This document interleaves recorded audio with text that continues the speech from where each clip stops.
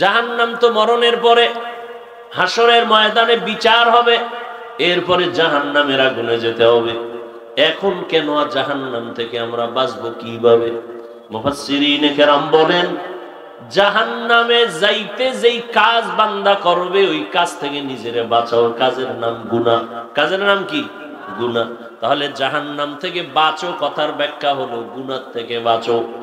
এক নম্বরে নিজেকে বাঁচাও, দ্বিতীয় তোমার আহালকে বাঁচাও। ওয়া আম্মা মান খাফা মাকামা রাব্বিহি ওয়া নাহান নাফসা আনিল হাওয়া ফাইন্নাল জান্নাতা হিয়াল মাওয়া। এরে নবীর উম্মতের দল, ভালো করে বুঝো, জাহান্নাম থেকে বাঁচা মানে গুনাহ থেকে বাঁচো। আল্লাহ বলেন, যারা আমার আদালতে দাঁড়াইয়া হিসাব দেওয়ার ভয় গুনাহের থেকে নিজেকে বাঁচাবে, আমি তাকে জান্নাতুল মাওয়া দান করব। हर के दारद खौफे हक दर दिल मदाम जन्नतुल मअवा देहद ओ राम काम जुज़बा हक ची जे मखाज इंसु जा फजले उ आमस्ते दर जुमला जहा। এরে এলাকার পর্দার আড়ালের মা বোনেরা, ও যুবকেরা, ও বৃদ্ধ বাবাজিরা, গুনাহ তো জীবনে কম করি নাই, শয়তানের ধোকায় পড়ে গুনাহ করেছি। আজকে আমার এত সম্মান, কিন্তু আমলনামার দিয়ে তাকায় দেখি আমার গুনার কারণে আমি আল্লাহর কাছে বড় আসামি। গুনার কারণে আমার হাত না পাক, আমার চোখ না পাক, আমার জিহ্বা না পাক, অন্তর না পাক। নিজে গুনার থেকেও বাঁচতে পারলাম না, আহালকেও বাঁচাইতে পারলাম না। ও আল্লাহর বান্দারা, নিজেও নামাজ পড়েন না, আপনার আহাল সন্তানেরা নামাজ পড়ে না, নিজের কি জবাব দিবেন? আপনার আহালদের ব্যাপারে কি জবাব দিবেন? নিজেও পর্দা করেন না, সন্তানেরও পর্দার দাওয়াত দেন না, আপনি কি জবাব দিবেন? আহালের ব্যাপারে কি জবাব দিবেন? পালানোর কোনো উপায় নাই। এখনো সময় আছে, তওবা করে নেন, আল্লাহর মুহাব্বত নিয়ে চলেন, নবীর আদর্শ মতো চলেন। অতএব এই লাইনে চলতে গেলে আমরা যারা নবীর আদর্শ মানিয়ে চলি, আমরা তো কেউ না খাইয়া মরি নাই, আল্লাহ সম্মানও কমায় দেন নাই। তবে আমি আপনাদেরকে এই কথা বলি না যে আমগো মতো সবাই হুজুর হইয়া যান, তা বলি না। স্কুলে যারা পড়বেন পড়েন, বাধা নাই, ডাক্তার হন, ইঞ্জিনিয়ার হন, তবে কোরআন পড়েন, নবীর আদর্শওয়ালা ইঞ্জিনিয়ার হন, ডাক্তার হন। তাবলীগ করেন, ব্যবসা করেন, চাকরি করেন, কোনো বাধা নাই। আপনাকে আমি বাধ্য করে বলবো না কওমি মাদ্রাসায় না পড়লে জাহান্নামে যাবেন, আমি আপনাকে তাবলীগে না গেলে জাহান্নামে যাবেন। আমি আপনাকে বাধ্য করে বলবো না মাদ্রাসায় না পড়লে জাহান্নামে যাবেন। এটা আপনার ইখতিয়ার, আপনি আল্লাহর মুহাব্বত নিয়ে নবীর তরিকা মেনে চলবেন, এটাই আসল কথা। এখন والنجم والشجر يسجدان وفضل زمانا على زمان كما فضل مكانا على مكان وإنسانا على إنسان لا إله إلا الله وحده لا شريك له لا ضد له ولا ند له ولا مثل له ونشهد أن سيدنا وسندنا وحبيب ربنا وطبيبنا وطبيب قلوبنا ومولانا محمدا عبده ورسوله أرسله بالحق بشيرا ونذيرا وداعيا إلى الله بإذنه وسراجا منيرا اللهم صل على محمد النبي الأمي وعلى آله وسلم تسليما وبعد فأعوذ بالله من الشيطان الرجيم بسم الله الرحمن الرحيم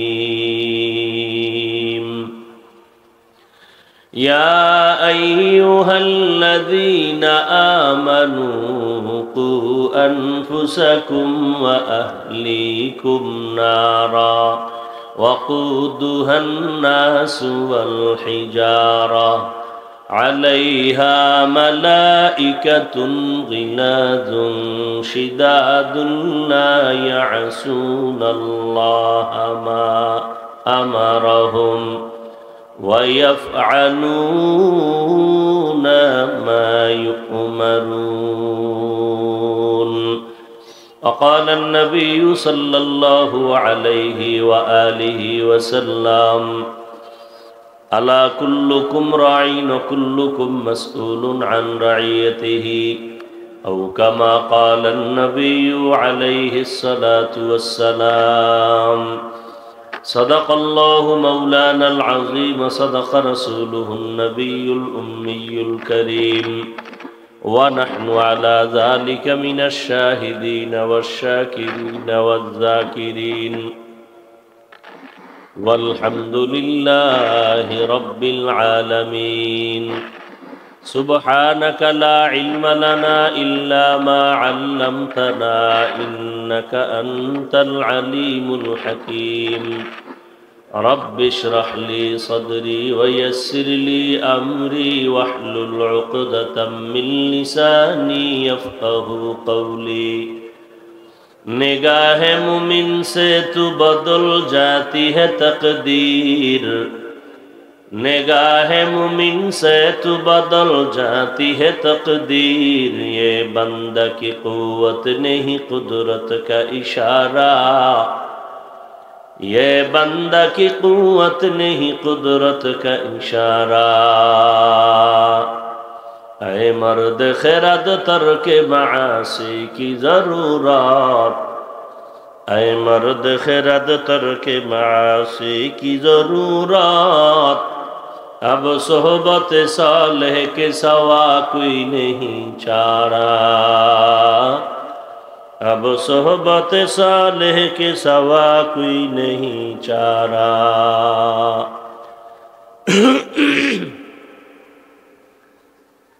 ঘিনাপাড়া নূরে মদিনা মডেল মাদ্রাসা কর্তৃক আয়োজিত ইসলামী মহাসম্মেলন 3 ফেব্রুয়ারি 2024 উপস্থিত মুহতারাম সম্মানিত সভাপতি আলহাজ হাফেজ মাওলানা ওমর ফারুক হাফিজাহুল্লাহ দামাত বারাকাতুহুম প্রধান অতিথি আলহাজ মোহাম্মদ সানোয়ার হোসেন সানু এমপি মহোদয় অন্যান্য অতিথিবৃন্দ হযরত উলামায়ে কেরাম আল্লাহ পাকের দরবারে শুকর এই মনিটরের সাউন্ড বাড়াও আল্লাহ পাকের দরবারে শুকর যে আল্লাহ পাক রব্বুল আলামিন এই ফিতনার যুগে হাজারো লাখো মানুষের মধ্য থেকে বাছাই করে এই সুন্দর বেহেশতের বাগানে আমাদেরকে আসা বসার তৌফিক দান করেছেন নিয়ামতের শুকর আদায়ার্থে সকলেই পড়ি আলহামদুলিল্লাহ দরুদ ও সালাম সৈয়দুল মুরসালিন রাহমাতুল লিল আলামিন শফিউল মুজনিবিন খাতামুন নবিয়্যিন সৈয়দুস সাকালাইন ইমামুল মুরসালিন शफीअ आज़म रसूल अकरम रहमत आलम नबीउल अरब अल आज़म हबीब किबरिया अशरफुल अंबिया सय्यदुल अंबिया शफीअ महशर साक़ी कौसर आक़ाए नामदार मदीना का ताजदार आफ्ताब नबूवत फ़ख्र मौजूदात सय्यदुल मखलूक़ात हज़रत मुहम्मदुर रसूलुल्लाह सल्लल्लाहु अलैहि व आलिहि वसल्लमेर ऊपर সর্বোপরি শুকর যাদের অক্লান্ত পরিশ্রমের মাধ্যমে আজ সুন্দর আয়োজন আল্লাহ পাক যারা সহযোগিতা করেছেন সময় পরামর্শ দিয়ে মাইক লাইট প্যান্ডেলের ব্যবস্থাপনার মাধ্যমে সবাইকে কবুল করেন দীর্ঘ সময় আলোচনা শুনছেন আমি সংক্ষিপ্ত আকারে কথা বলবো যেহেতু টাইম হাতে নেই আমার হাতে বাধা নাই অতএব যতটুকু সময় আছে দোয়া করি আল্লাহ অল্প টাইমে অল্প কথার ভিতরে বরকত বাড়ায় দেয় আর আপনারা সমালোচনা এমনিও করেন, দোষ থাকলেও করেন, না থাকলেও করেন। এটা আপনাদের একটা অভ্যাসে পরিণত হয়ে গেছে যে হুজুরদের বিরোধিতা করতে পারলে আপনাদের কাছে খুব আনন্দ লাগে। তো এই চিন্তা এখন আমরা মাথায় রাখি না। আমাদেরকে অনেকে গালি দেয়, শুনি, দেখি, জবাব দেই না, কারণ রসুলের আদর্শ লালন করি। রসুল আমার অল্প টাইমে মক্কার চূড়ান্ত চরিত্রহীন মানুষগুলোকে মুহূর্তের মধ্যে স্বর্ণের মানুষ বানায় দিলেন। আল্লাহ জিব্রাইল পাঠাইয়া বলেন, জিব্রাইল যাও তো, একটা লিস্টি দিয়া দিলাম, নবীজির কাছে গিয়া খবর দিয়া দাও, এই লিস্টিতে যতজনার নাম আছে এরা বিনা হিসাবে জান্নাতি। এই যে নবী অল্প টাইম, মাত্র 13 বছর, মক্কার চরিত্রহীন চূড়ান্ত খারাপ মানুষগুলোকে এত দামি মানুষে পরিণত করলেন। একটা বেতের বাড়িও নবী দেন নাই, কাউকে একটা গালি দেন নাই, গালির জবাব দেন নাই। এমনকি নবী কখনোই কোনো এক সেকেন্ডের জন্য নবীর জিন্দেগিতে কখনো চোখ গরম করে কারো দিকে তাকান নেই। সেই নবীর আদর্শ লালন করি আমরা। অতএব আমরা গালি দিব কেন? আপনাদের পক্ষ থেকে আমাদের কোনো উপকার আপনারা করছেন বলে আমাদের জানা নেই, বিরোধিতাই করেন। সুযোগ পাইলে তাবলিগের বিরুদ্ধে, সুযোগ পেলে চরমনের বিরুদ্ধে, সুযোগ পেলে কওমির বিরুদ্ধে, দেওবন্দীদের বিরুদ্ধে। আর এখন তো এটা প্রতিযোগিতা চলতেছে, কে কত বেশি লেখালেখি করতে পারে আলেমদের বিরুদ্ধে, প্রতিযোগিতা চলতেছে। আমাদের মুরব্বীরাও চলে গেছেন, ফিতনাও বেড়ে গেছে। আল্লাহ সবাইকে হেদায়েত দান করুন।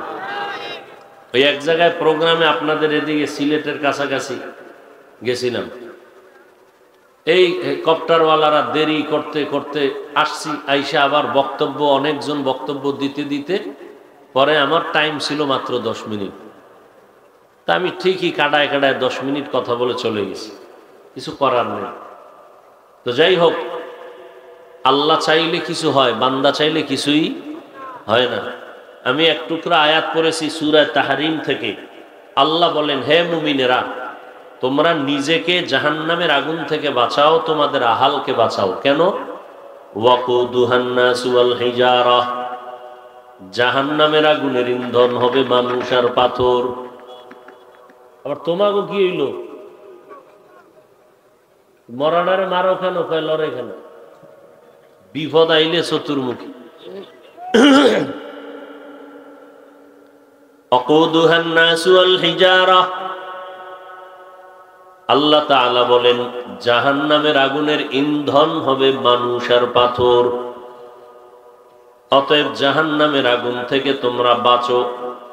ওই জাহান্নামের যত দায়িত্বে নিয়োজিত ফেরেশতা, তাদের অন্তর হবে বড় কঠিন, এতটাই কঠিন আল্লাহর হুকুমের বাইরে তারা কিছুই করবেন না। আল্লাহ যা তাদেরকে বলবেন তারা তা পালন করবেন। পয়গম্বর বলেন, আলা কুল্লুকুম রাঈন ওয়া কুল্লুকুম মাসউলুন আন রাইয়াতিহি, সাবধান হে উম্মত, তোমরা সবাই দায়িত্বশীল। আল্লাহর আদালতে দায়িত্বের কারণে সকলকেই হাজির হতে হবে, জবাব দিতে হবে। আল্লাহর আদালত থেকে পালাবার কোনো সুযোগ নাই। কিয়ামতের ময়দানে আল্লাহ পাই পাই করে বান্দার হিসাব নেবেন। সাহাবায়ে কেরাম বললেন, ইয়া রাসূলুল্লাহ, আমরা কার উপরে কি পরিমাণ দায়িত্বশীল? কে দায়িত্বশীল কার উপর?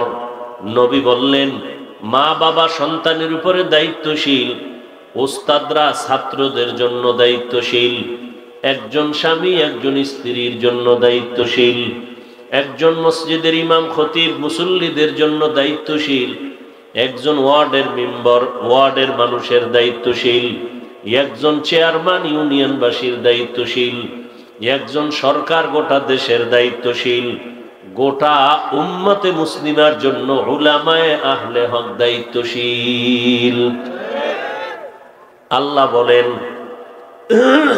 আর একজন সাহাবী প্রশ্ন করলেন, হে পয়গম্বর, আমার অধীনেও কেউ নাই, আমিও কারো অধীনে নাই, আমার কি দায়িত্ব? আমার ছেলে নাই, মেয়ে নাই, মাও নাই, বাবাও নাই, মুরব্বিও নাই। নবী বললেন, সাহাবী, আপনি আপনার অঙ্গ প্রত্যঙ্গের দায়িত্বশীল। কিয়ামতের ময়দানে দুটো হাত আল্লাহ দিয়েছেন, তার হিসাব নিবেন, এমনে দেন না, এগুলোর আলাদা ডিউটি আছে। দুটো চোখ আল্লাহ দান করেছেন, এই চোখের আলাদা ডিউটি আছে। দুটো কান আল্লাহ দান করেছেন, কানের ডিউটি আছে। সব অঙ্গ প্রত্যঙ্গের দায়িত্ব আল্লাহ দিয়ে দিছেন। কিয়ামতের ময়দানে মানুষ যখন মিথ্যার আশ্রয় নিবে, আযাবের ভয়, আল্লাহ পাক রব্বুল আলামিন তখন হাতকে বলবে কথা বলো। এই সাউন্ড ঠিক কর, ফেটে যায় কেন সাউন্ড, ইকো বন্ধ কর, রিভার্ব দে। হাত কথা বলবে, আল্লাহ বলবেন হাত কথা বলো। এটা পারবেনি? কথা বলেন। একটা পয়েন্ট আপনারা মনে রাখবেন, দুনিয়ার মানুষের জ্ঞানে নজরে যেটা অসম্ভব হবেই না, সেটা আমার আল্লাহর কুদরতে সম্ভব। মারা গেছে কথা বলতে পারে না, এটাই সত্য। আমার আল্লাহর কুদরতে পারবে না? পারবে না। দুধের বাচ্চা কথা বলতে পারে না, এটাই সত্য। আল্লাহ বলাইতে চাইলে, ঈসা নবী মায়ের কোলে কথা বলছেন, শিশু। যখন মারিয়াম আলাইহিস সালাম, এমন একটা মাইক আপনারা আনলেন, মারিয়াম আলাইহিস সালাম বাচ্চা নিলেন ঈসা। সবাই বলে তোমার স্বামী নেই, তুমি কোন থেকে বাচ্চা পেয়েছো? ওই সময় রোজার নিয়ম ছিল, রোজাদারেরা কথা বলতে পারবে না, কথা বললে রোজা ভেঙ্গে যাবে, রোজাটা ভেঙ্গে যাবে। তো আল্লাহ পাক কুদরতের দরজা খুলে দিলেন, মারিয়াম কথা বলবে না, মারিয়ামের কোলের বাচ্চা ঈসা নবী কথা বলবে। মারিয়াম বলে আমার বাচ্চারে জিগাও, আরে কে বানাইছে, আমারে জিগাও না। এবার বাচ্চাকে জিজ্ঞাসা করার মাত্র ঈসা নবী আওয়াজ দিলেন মায়ের কোলে থেকে, ইন্নী আব্দুল্লাহ আতানিয়াল কিতাব, আমি আল্লাহর বান্দা, আর কারো বান্দা না। আল্লাহ আমাকে তার ঐশী গ্রন্থ কিতাব দান করেছেন। দুধের বাচ্চা কথা বলছে। অসম্ভবকে সম্ভব করেন কে? যেটা বান্দা বলে অসম্ভব, আমার মাওলা চাইলে সেটা সম্ভব। মরা গেছে কথা বলতে পারে না, আল্লাহ চাইছেন মরা গেছে কথা বলবে, কথা বলা শুরু হয়ে গেল। উস্তুনেহান নানা আজ হাজরে রসুল নালামিজাদ হামচু আরবাবে উকুল। খেজুর গাছ, মরা খেজুর গাছে নবী খুতবা দেয়। কিছুদিন পরে নবী খুতবার মিম্বরটা বাদ দিলেন, নতুন মিম্বর তৈরি করলেন। মরা গাছে কাঁদতেছে। নবী বলেন কাঁদো কেন? মরা গাছ বলে নবী আপনার বিরহের বেদনায় কান্না করতেছি। কি চাও? আমি নবী দোয়া করি তুই এখন তাজা হয়ে যাবি, গাছে ফল আসবে, উম্মতেরা খাবে। কয় তা চাই না তো কি চাও? বলে মানুষের মতো আমার জানাজা পড়ায় দেন, দাফন করবেন, কিয়ামতের দিন আমি আপনার সাথে জান্নাতে থাকবো। কেমন নবীর উম্মত! গাছ আমার নবীর জন্য পাগল, মাছ ওই নবীর জন্য পাগল, কিন্তু মানুষ তুমি সেই নবীরে চিনতে পারলা না রে বাবা। আমার নবী এত সুন্দর নবী, জঙ্গলের প্রাণীরা আমার নবীরে বারবার সালাম দেয়। আমার নবীর চেহারা মোবারকের দিকে একটা নজর দিলে পেটের ক্ষুধা নিবারণ হয়ে যায়। আমার নবীর চেহারা ঈমানের সাথে দেখবে জাহান্নামের আগুন হারাম হয়ে যায়। আমার নবী রাস্তা দিয়ে হাঁটেন, যেখানে কদম দেয় সেখান থেকে বছরকে বছর, বছরকে বছর মিশকের ঘ্রাণ আসে। আমার নবীর ঘাম থেকে মিশকের ঘ্রাণ। আম্মা জান আয়েশা রাদিয়াল্লাহু তাআলা আনহা বলেন, নবীজির ঘাম আমি বোতলে ভরে রাখতাম, আর ওই ঘাম আমরা বড় বড় অনুষ্ঠানে আতর হিসেবে ব্যবহার করতাম। ওগো নবীর উম্মতেরা হয়ে আজি দিশাহারা, কোরআন হাদিসের চলো যখন যাহা চায় মনে, নবী বিনে কে তারাবে পুলসিরাত মিজানে, নবী বিনে কে তারাবে পুলসিরাত মিজানে। এরে নবীর আশিক উম্মতের দল, আজ ১৫০০ বছর হয়ে গেল আমার নবীর আদর্শ আমরা মানিয়ে চলার চেষ্টা করতেছি জাহান্নামের আগুন থেকে বাঁচার জন্য। কারণ দুনিয়ার সূর্যের গরম সওয়া যায় না, এই দুনিয়ার গরম থেকে হাজার হাজার হাজার গুণ গরম হবে জাহান্নামের আগুনের গরম। ওই আগুনের গরম সহ্য করতে পারবা না রে মুমিন। এই জন্য কষ্ট হলো টুপি ফালাই না, দাড়ি ফালাই না, নামাজ সারি না রে বাবা। তোমরা কত গালি দাও, একটা গালির জবাবও দেই না। বিনিময়ে যে ইমাম সাহেবরা নামাজ পড়ায় ৫টা টাকা বেতন দিতেও তোমার প্রশ্নবিদ্ধ হতে হয়।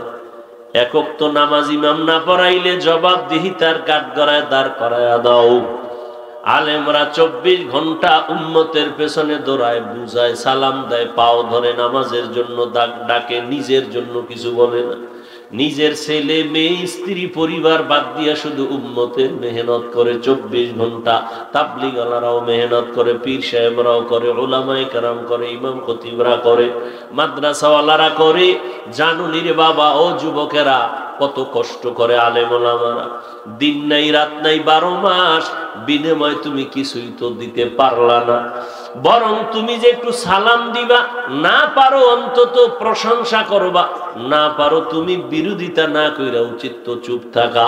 কিন্তু কপাল তোমার এতই খারাপ, তুমি তার বিরুদ্ধে কথা বলতেছো, বলিয়া কোনো লাভ তো তোমার হয় না, বরং কপাল তোমার দিন দিন পুড়িয়া যাইতেছে।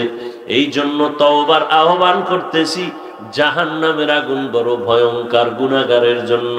ও মানুষ, আল্লাহ তোমাদের আকল দিছেন, আল্লাহ পশুকে কোনো ভালো মন্দ যাচাই করার আকল দেন নাই।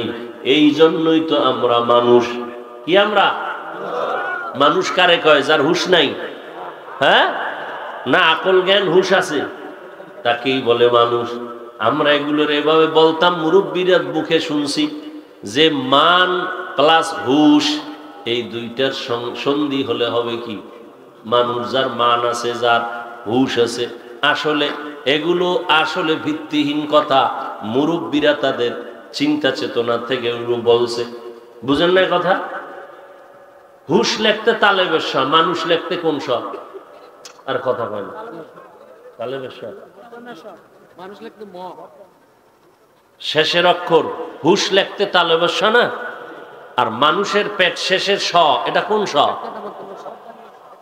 তাহলে এই যে বিচ্ছেদ করাইলাম, সন্ধি বিচ্ছেদ শব্দগুলো, যেমন আমরা মুরব্বীরা বলতেন, আমরাও মাঝে মাঝে এই কথাগুলো উম্মতের বয়ানে বলতাম। এখন দেখি না এগুলোর তথ্য নাই। কি বলতাম? মাংস বলি না আমরা? তো মাংস বাংলা ভাষা। তো আমাদের মুরব্বীরা বলতেন, অনেকে বয়ানে শুনতাম, আমরাও বলতাম শুইনা শুইনা, যে মা যোগ অংশ, মায়ের অংশ হলো মাংস। আসলে অংশ লেখতে তালেবের শ, ঠিক না? কিন্তু মাংস লেখতে কোন শ? দন্ত, ঠিক না? তাহলে মা যোগ অংশ, এটা কথা ঠিক না। কথা বুঝেন না? মুরব্বীরা বলছেন, আমরাও শুনে শুনে অনেক কথা বলতাম। কথা বুঝেন না আমার? তবে মুরব্বীরা বলতেন এক হাইসিয়তে, যে লাউ বলি আমরা, লাউ বলি না? বলতেন না কদু বলেন, সমস্যা কি? কদু বললে চিনবে না কেউ। আচ্ছা, বাংলা ভাষা জল, বাংলা ভাষা কি? জল। আপনারা জল বলেন? কি বলেন? বাংলা ভাষা বলেন। মাংস বাংলা ভাষা, তাহলে গোশত বলবেন, গোশত না বলে মাংস যেহেতু বলেন, তো জলও বলেন। কোন হিন্দুকে যদি বলেন, এ বাবা তোমার ১০০ টাকা দিব, তুমি পানি খাও, বলবে? তাহলে ওদের একটা ঐতিহ্য আছে। মুসলমানেরও একটা কি আছে? ঐতিহ্য আছে।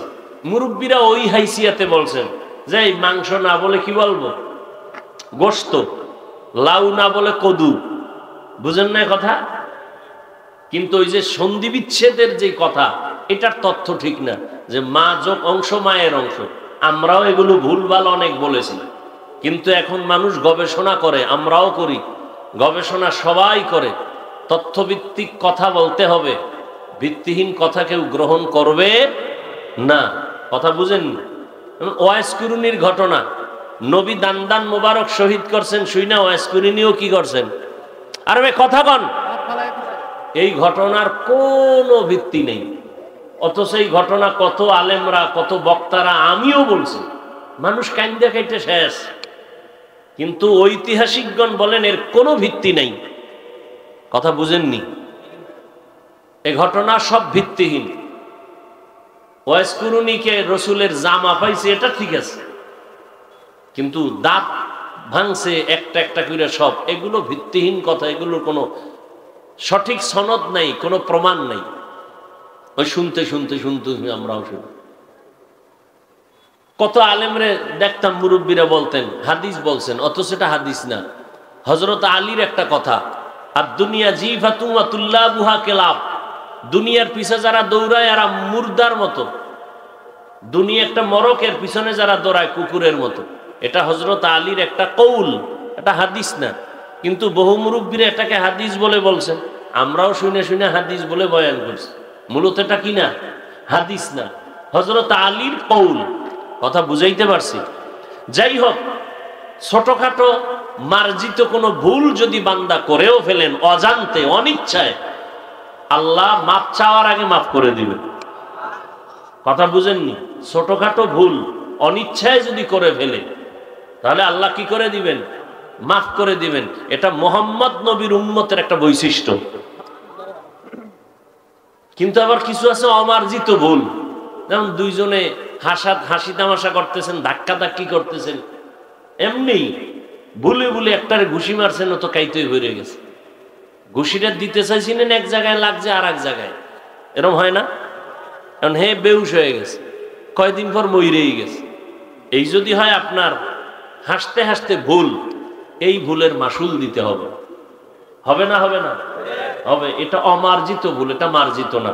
ছোটখাটো মার্জিত ভুল যদি কেউ অনিচ্ছায় করে, তাহলে আল্লাহ তা কি করবেন? মাফ করে দিবেন, অগ্রিম মাফ করে দিবেন। মাফ চাইতে হবে না। এটা রাহমাতুল লিল আলামিনের উম্মত হওয়ার বরকত। তো যাই হোক, টুকটাক ভুল কথা আমরা বলে থাকি, বলেছি। আল্লাহ এর থেকে আমাদের সবাইকে হেফাজত করেন, বলার থেকে শোনার থেকে আল্লাহ আমাদেরকে হেফাজত করেন এবং মাফ করে দেন। তো জাহান্নাম থেকে আমরা বাঁচবো, এই জাহান্নাম থেকে আমরা কি বাঁচবো? এই জাহান্নাম থেকে বাঁচবো, জাহান্নাম তো অনেক পরে, এখন বাঁচবো কিভাবে? একজনে আগুনের পাশে দাঁড়ানো বলল, এই আগুন আগুন সরো। জাহান্নাম তো মরণের পরে হাসরের ময়দানে বিচার হবে, এরপরে জাহান্নামের আগুনে যেতে হবে। এখন কেন জাহান্নাম থেকে আমরা বাঁচবো কিভাবে? মুফাসসিরিনে কেরাম বলেন, জাহান্নামে যাইতে যেই কাজ বান্দা করবে, ওই কাজ থেকে নিজেরে বাঁচাও। কাজের নাম গুনাহ। কাজের নাম কি? গুনাহ। তাহলে জাহান্নাম থেকে বাঁচো কথার ব্যাখ্যা হলো গুনাহ থেকে বাঁচো। এক নম্বরে নিজেকে বাঁচাও, দ্বিতীয় তোমার আহালকে বাঁচাও। ওয়া আম্মা মান খাফা মাকামা রাব্বিহি ওয়া নাহান নাফসা আনিল হাওয়া ফাইন্নাল জান্নাতা হিয়াল মাওয়া। এরে নবীর উম্মতের দল, ভালো করে বুঝো, জাহান্নাম থেকে বাঁচা মানে গুনাহ থেকে বাঁচো। আল্লাহ বলেন, যারা আমার আদালতে দাঁড়াইয়া হিসাব দেওয়ার ভয় গুনাহের থেকে নিজেকে বাঁচাবে, আমি তাকে জান্নাতুল মাওয়া দান করব। हर के दारद खौफे हक दर दिल मदाम जन्नतुल मअवा देहद ओ रामकाम जुज़बा हक ची जे मखाज इंसु जा फजले उ आमस्ते दर जुमला जहा। এর এলাকার পর্দার আড়ালের মা বোনেরা, ও যুবকেরা, ও বৃদ্ধ বাবাজিরা, গুনাহ তো জীবনে কম করি নাই, শয়তানের ধোকায় পড়ে গুনাহ করেছি। আজকে আমার এত সম্মান, কিন্তু আমলনামার দিয়ে তাকায় দেখি আমার গুনার কারণে আমি আল্লাহর কাছে বড় আসামি। গুনার কারণে আমার হাত না পাক, আমার চোখ না পাক, আমার জিহ্বা না পাক, অন্তর না পাক। নিজে গুনার থেকেও বাঁচতে পারলাম না, হালকেও বাঁচাইতে পারলাম না। ও আল্লাহর বান্দারা নিজেও নামাজ পড়েন না, আপনার আহাল সন্তানেরা নামাজ পড়ে না, নিজের কি জবাব দিবেন? আপনার আহালদের ব্যাপারে কি জবাব দিবেন?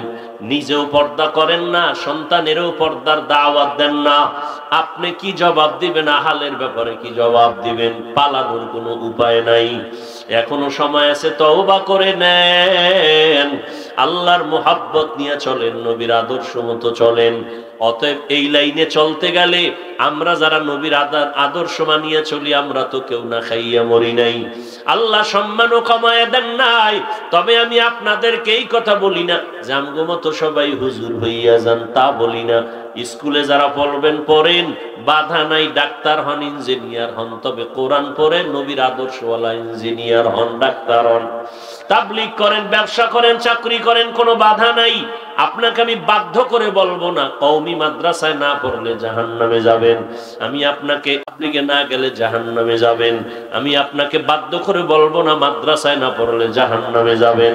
এটা আপনার ইখতিয়ার, আপনি আল্লাহর মুহাব্বত নিয়ে নবীর তরিকা মেনে চলবেন, এটাই আসল কথা।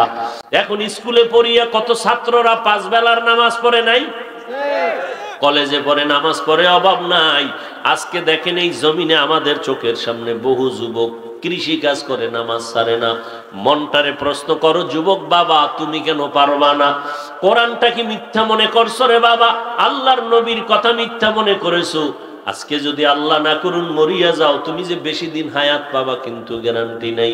ইদানিং কালে যত মরণের খবর দেখি, অধিকাংশ যুবকদের মরণের লাশ পানির নিচে, গাড়ির নিচে, ঘরের বিছনায় মরিয়া রইছে ঘুমের মধ্যে, যুবক আর যুবক। কয়দিন আর বাঁচবারে বাবা? স্কুলে পড়ো, কলেজে পড়ো, চাকরি করো, ব্যবসা করো, মা বাবার দোয়া ছাড়া আগাইতে পারবা না। মা বাবার সাথে যদি বান্দা তুমি অপরাধ করো, তাড়াতাড়ি ক্ষমা চাও।